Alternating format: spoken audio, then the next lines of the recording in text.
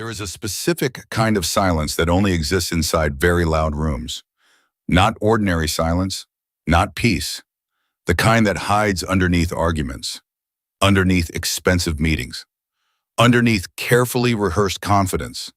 The kind of silence that warns you something is wrong, long before anyone says it out loud. You've heard it before. Maybe at a family dinner where everyone was pretending not to hate each other. Maybe in a classroom where one wrong answer could turn 30 people against you. Maybe inside a hospital waiting room where nobody wanted to be the first person to ask the question everyone was afraid of. It's the silence underneath the performance. Most people never hear it. Most people are too busy trying to become the loudest thing in the room. But there are rare people, terrifyingly rare people, who learn that the loudest thing in a room is almost never the most dangerous thing inside it. And this story begins with one of them. Her name was Elena. And by the time the people around her realized who she really was, it was already too late to underestimate her. 40 floors above London, the Aegis Corporation building stood like a black knife against the rainy skyline.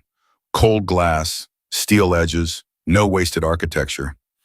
Everything about the building looked expensive in the way only old power looks expensive. Not flashy, not desperate, confident. Aegis Corporation did not advertise. It did not need to. Governments called them quietly. Billionaires called them secretly. People with enemies called them desperately. Private intelligence, executive protection, threat assessment, political risk management. 40 years, no public scandals, no leaked clients, no operational failures. And on the 40th floor was the room employees called the war room. Not a boardroom, not a conference room, a war room. Because inside Aegis Corporation, information was treated like ammunition. And today, that room held 12 candidates competing for one position. Head of close protection. The salary had never been listed publicly. That was the first test. People who needed to ask the salary were not qualified for the job. Everyone in that room already knew. And every single person sitting there believed they deserved it. Especially Kaden Vance. Kaden Vance entered the building exactly the way powerful men like entering buildings. Confident, measured, already expecting respect. The security guard recognized him instantly. Yet one candidate sitting in the lobby quietly whispered his name to another. Another candidate straightened his posture the moment Kaden walked past. That was the effect he had on people.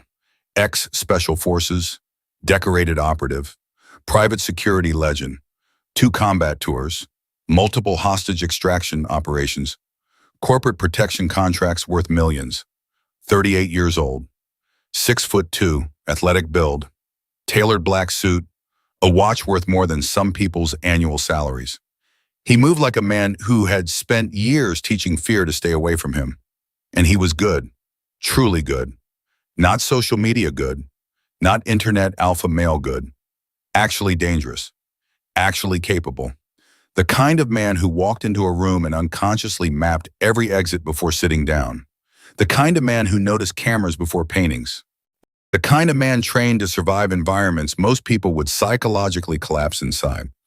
And because of that, he had developed a dangerous habit. He believed speed meant intelligence. He believed confidence meant accuracy. And he believed silence usually belonged to weak people. That belief was about to embarrass him. Elena arrived 43 minutes earlier than everyone else. Rainwater slid quietly across the pavement as she stood outside the building looking upward. Most people would have seen architecture. She saw patterns. The left security camera rotated 2 seconds slower than the right. The ventilation system was louder near the west corner. The revolving door dragged slightly during its final rotation. She noticed the night guard drinking coffee from a paper cup with 2 sugars. She noticed the cleaning crew leaving through the east entrance instead of the south. She noticed the elevators taking 7 seconds longer than standard corporate timing. Tiny details, meaningless details. Until they weren't. That was the thing about Elena. She paid attention to things the world considered too small to matter. And because of that, she usually understood the room long before anyone else realized there was a game being played. She entered the building quietly. Gray cardigan, black skirt, low sensible shoes, hair tied tightly into a neat bun, an old laptop bag hanging from one shoulder. Nobody looked at her twice, that happened often, and Elena preferred it that way. The war room overlooked rainy London through floor-to-ceiling glass. The table was black. The chairs were black. Even the lighting felt expensive. 11 candidates entered loudly. Folders dropped onto tables. Chairs pulled back aggressively. Handshakes calibrated for dominance. Everyone was performing competence. Everyone except Elena. Because Elena was already seated quietly in the far corner of the room, knitting, click, clack, click, clack. Soft knitting needles moving with slow mechanical precision. The sound immediately irritated Kaden, not because it was loud, because it wasn't. He looked around the room expecting someone else to acknowledge how ridiculous it looked. Nobody did, so he decided to do it himself. He walked toward her, confident, relaxed, already smiling. The smile people wear when they expect an easy victory. "You lost?" he asked. No response. Click, clack. He glanced at the knitting. "Yeah, pretty sure the cleaning interviews are downstairs." A few candidates laughed quietly. Still no response. That bothered him more than anger would have, because indifference is unbearable to people addicted to control. Kaden leaned slightly closer. "You hear me?" Elena finally looked up. Gray eyes, still eyes, the kind of eyes that looked like they spent more time observing than reacting. "I heard you," she said softly. Kaden smirked. "And?" Elena returned calmly to her knitting. "No need," she said. "You're already talking enough for both of us." The room went quiet, not loud quiet, dangerous quiet. Kaden's smile disappeared. And for the first time that morning, he became curious about her. That was his first mistake. The doors opened precisely at 9. Marcus entered first, former intelligence officer, evaluation director. One emotionally unreadable. Behind him walked Alistair Sterling, CEO of Aegis Corporation. Silver hair, dark tailored suit, eyes too calm for an ordinary billionaire. The kind of man who had survived enough danger that fear no longer needed to announce itself. 2 assassination attempts before age 35, 1 kidnapping attempt in Dubai, 3 known extortion threats, and somehow he had become quieter after every single one. Sterling sat at the head of the table. No speech, no dramatic introduction, just one sentence. "You're here because somebody believes you're exceptional. Today we discover whether they were correct." Marcus opened a black folder. "Stage 1, he said, the Black Swan." And suddenly the room exploded red.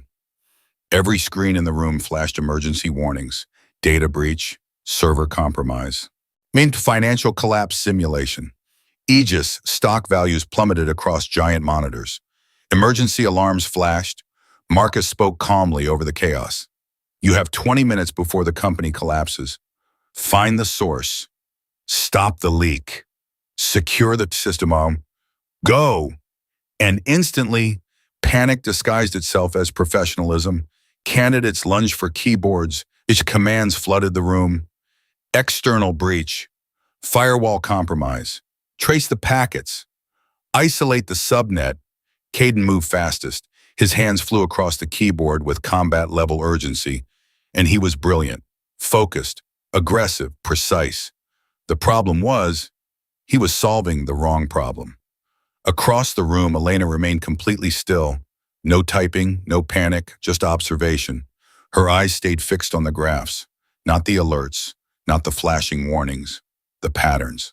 The collapse rhythm repeated every 6 minutes. Exactly. Too exact. Real breaches behave like chaos. This behaved like repetition. Her head tilted slightly, like a doctor hearing a heartbeat skip. Kaden noticed her stillness.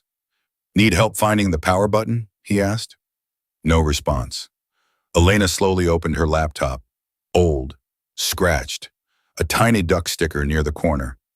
She pressed one key, and instantly, all the warning screens disappeared. Silence. Absolute silence. The room froze. On the screen, threat neutralized, system restored. Marcus stared. Kaden stared harder. "That's impossible," Kaden said. "I was tracing an external attack." Elena looked toward him calmly. "You were looking at the fire," she said. "I looked at the smoke." Nobody moved. Elena continued softly. The system wasn't being breached externally. It was looping internally. She pointed at the timestamps. A backup server clock was configured incorrectly during an update 3 weeks ago. Every 6 minutes, the server generated a ghost conflict that mimicked external intrusion behavior. Kaden frowned. That's impossible to identify that quickly. No, Elena said quietly. It's impossible when you assume the problem is loud. She closed the laptop. The clock was wrong. And suddenly Kaden understood something deeply uncomfortable. He had spent 10 minutes preparing for war against an enemy that never existed. While Elena fixed a clock, Marcus finally spoke. Stage 1, he said. Elena advances. And for the first time in years, Kaden Vance felt professionally embarrassed. During the break, Kaden locked himself inside the executive restroom. Marble counters, gold fixtures, rain sliding quietly down black windows. He stared into the mirror, then adjusted his cufflinks, then adjusted them again. Something about Elena irritated him beyond logic, because she had not beaten him through force. She had beaten him through observation. That was harder to fight. He replayed the system logs in his head. Every decision, every assumption, every conclusion. And underneath all of it, he realized the same thing. He had moved too fast. For a man trained to dominate chaos, that realization felt humiliating. Outside the restroom, Elena sat alone near the windows knitting quietly. Click, clack. She watched rain crawl across the glass, not because she was relaxed, because she was thinking about hospital bills, about surgery dates. Soon about her son struggling to breathe during the night, about fear, real fear, not tactical fear, the kind parents carry silently. Her son's name was Noah, 10 years old, thin, intelligent, too observant for his age. Children become observant when illness forces them to grow up early. 3 nights earlier, Elena had sat beside his bed, counting the seconds between his breaths. That was what fear looked like in her world. Not bullets, not explosions. Waiting. Hospitals smelled like antiseptic and helplessness, and Elena hated helplessness. Noah had tried to smile during the cardiology appointment. Children do that sometimes. They comfort adults because they know adults are frightened. Will it hurt? He asked. Elena had lied. No. But later that night, she sat alone in the kitchen, staring at unpaid medical bills while knitting quietly under dim yellow light. Click, clack, click, clack. The scarf she was knitting was dark blue, Noah's favorite color. She told herself she would finish it before the surgery, because people need small victories when life becomes terrifying. And now, that same woman sat inside one of the most powerful corporations in Europe, pretending she was not desperate, pretending she still had time. Marcus returned. Stage 2, he announced. The gauntlet. The assignment sounded simple. Escort Alistair Sterling from floor 38 to the secure panic room on floor 42. No alarms, no exposure, no unnecessary engagement. Then Marcus announced the teams. Kaden Vance, Elena Kovacs. Elena leads. The room shifted. Kaden's jaw tightened slightly. Sterling noticed. You work with who I assign, Sterling said calmly. Or you leave. Kaden said nothing. But silence can become very loud inside proud people. The upper floors had been deliberately darkened. Emergency lighting only. The building suddenly felt less like an office and more like a maze. Kaden moved aggressively through corridors. Professional, efficient, always forward. Elena moved differently, slower, quieter. Not because she lacked urgency, because she was listening. The building spoke constantly. Dust patterns, ventilation hums, loose ceiling panels, recently touched door handles, details, always details. Kaden stopped suddenly near a corridor intersection. We're exposed here, he whispered. Elena looked at the carpet. No, she replied. How do you know? She pointed toward the dust near the emergency exit. One set of footprints, old, moving away from them. No incoming movement. Kaden frowned. Lucky guess. Elena looked toward him. Luck is preparation meeting opportunity. Then she continued walking. And once again, Kaden found himself following her. They reached the emergency stairwell, locked, heavy steel. Kaden immediately stepped forward. I'll breach it. Elena shook her head. No. Why? She ignored the door entirely and walked toward the elevators. Kaden stared. The building's under emergency lockdown. Elena pressed the elevator button. It lit green. The doors opened softly. Kaden blinked. How did you know that would work? Elimination, Elena said. She pointed upward. The ventilation system never shut down. Then toward the emergency lights. And auxiliary power is active. Then toward the compliance notice near the elevator panel. Corporate evacuation law requires emergency elevator continuity in buildings above 30 floors. She stepped inside. You assumed the system failed. The elevator doors closed. Assumption is expensive. And if stories like this remind you that the loudest people are not always the wisest, then take a second to subscribe to the Unspoken chapter. Because some stories are not about explosions. They're about the hidden truths people miss while staring at the noise. And trust me, this story is only getting started. Now back to Elena. The elevator stopped abruptly on floor 39. Two armed men waited outside. Actors, simulated hostiles. Kaden instantly crouched into defensive positioning. Professional instinct. Elena simply raised her hand. Well, code word, as she said. The men hesitated. One answered uncertainly. Bluebird? Elena nodded slowly. Incorrect. The men froze. The code this morning was Sparrow, Elena continued, which means neither of you attended the operational briefing. Silence. Then she pressed the closed door button. The elevator doors shut. Kaden stared at her. How did you know the code? I asked the front desk security guard when we arrived. That's it? Elena nodded. People tell you important things when you make them feel visible. Kaden leaned back slowly, and for the first time that day, he started realizing Elena's intelligence was not technical. It was observational, human, which made it far more dangerous. The final room was almost empty. One chair, one table, bright overhead lights, an interrogation room disguised as an interview. Monday, Elena sat in the center chair. Kaden stood behind her, not by choice. Marcus placed a phone on the table. It rang suddenly. Kaden reached for it immediately. Don't, Elena said softly. He stopped. Why? The direct line indicator isn't active. The phone kept ringing. Elena ignored it. Finally, the ringing stopped. Marcus nodded. Distraction tactic, he said. Correct response. Then the door opened. An elderly cleaner stepped into the room carrying a mop. He looked genuinely startled. Oh, sorry, he stammered. I thought everyone had gone home. Kaden instantly moved forward. Identification. The cleaner flinched. His hands trembled slightly. Elena spoke gently. It's all right, David. The man looked toward her. You can go. Relief crossed his face. He nodded and exited quickly. Kaden turned toward her. But how did you know his name? Name tag. And how do you know he wasn't a threat? I don't know, Elena corrected. I assessed. She leaned back calmly. His shoes were freshly cleaned. That means he came from maintenance, not outside.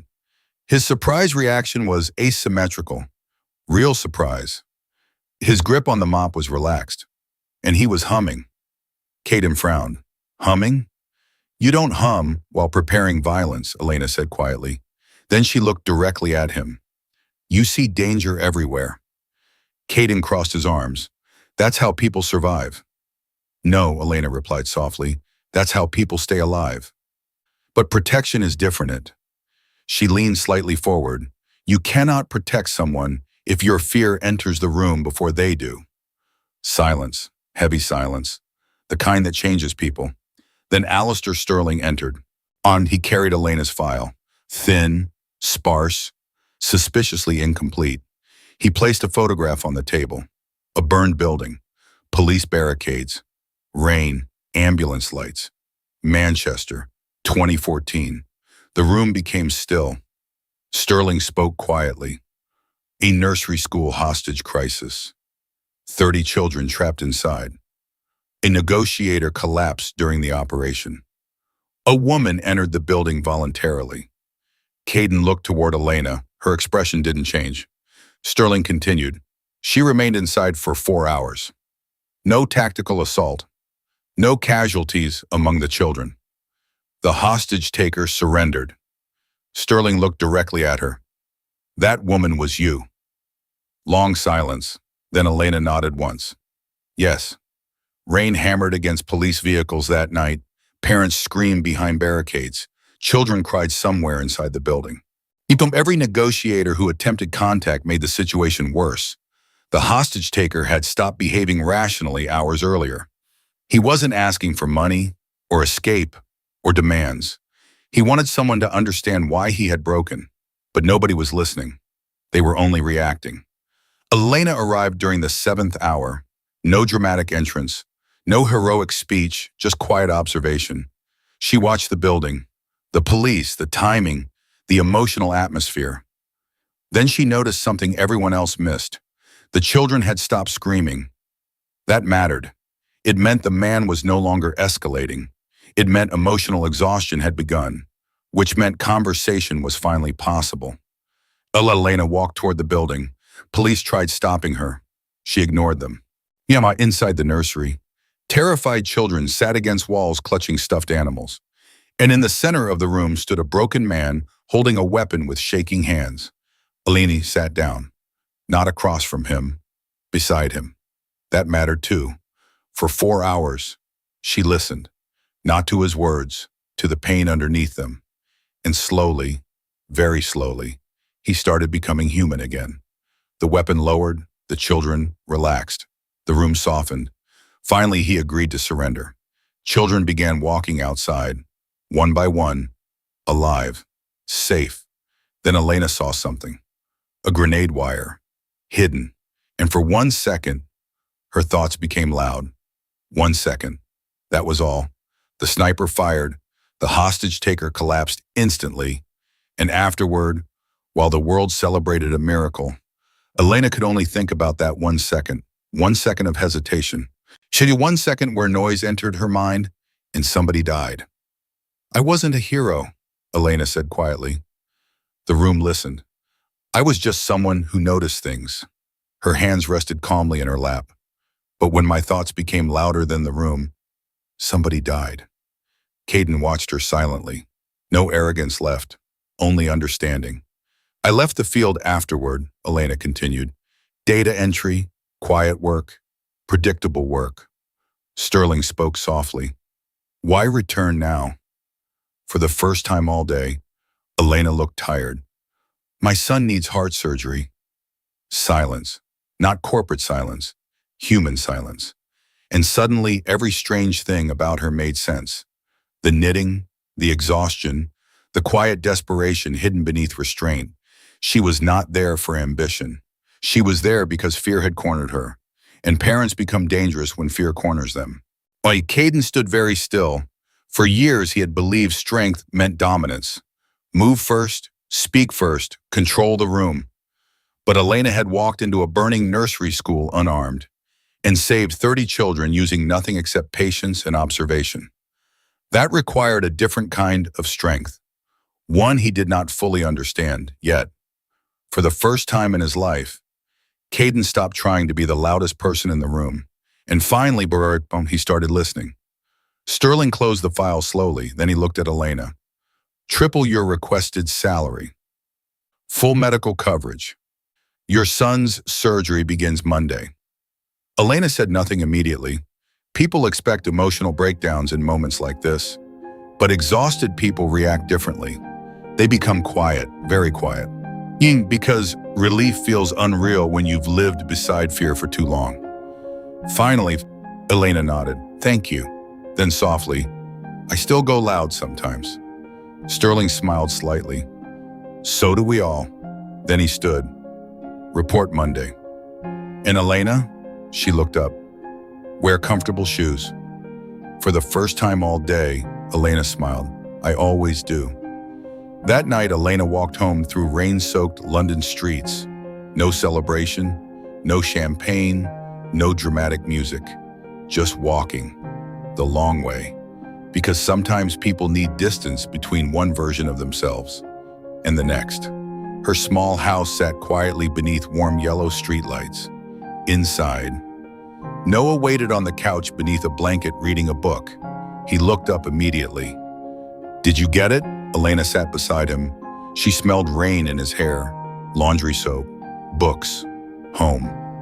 Yes, she whispered. Well, I got it. His shoulders relaxed. Then quietly, what about the surgery? Elena swallowed. Monday. Noah smiled, small, sleepy, hopeful. And in that moment, Elena finally allowed herself to breathe. Her phone buzzed. Payment notification, enough money to change their lives. She placed the phone face down, then picked up her knitting. Click, clack, click, clack. Noah slowly fell asleep against her shoulder. The unfinished dark blue scarf rested quietly in her lap. And for the first time in years, Elena no longer felt like she was drowning silently. We live in a world addicted to noise. People measure intelligence by speed, confidence by volume, authority by how much space someone occupies. The loudest person in the room is often rewarded long before the wisest one is even noticed. But life has a strange way of humiliating who mistake confidence for clarity. Kaden Vance was extraordinary, fast, capable, dangerous. In another situation, he might have been exactly the right man. But Elena understood something deeper. The real danger in life is rarely loud. The failing relationship, the exhausted child, the terrified employee, the quiet person slowly breaking inside. The most important truths in life usually whisper, and people who spend their entire lives trying to dominate rooms often never hear them. Elena did, because she learned something painful years earlier inside a burning nursery school. Observation saves lives, patience reveals truth, and silence, real silence, is never empty. It is full of information most people are too distracted to notice. That is why the world misses people like Elena. Because silence does not compete to be seen.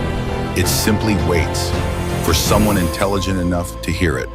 This has been the Unspoken chapter. And sometimes the quietest person in the room is the one holding everything together.